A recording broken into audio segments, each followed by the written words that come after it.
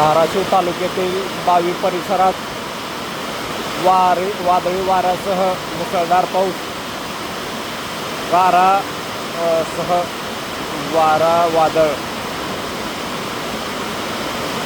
दिसत आहे. गारा पडलेल्या पाहू शकता आपण, टपाटप गारा पडलेल्या आहेत.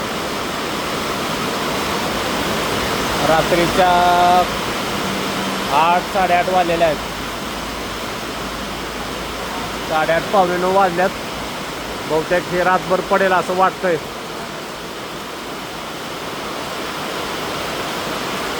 पूर्ण गावातील लाईट गेलेली आहे.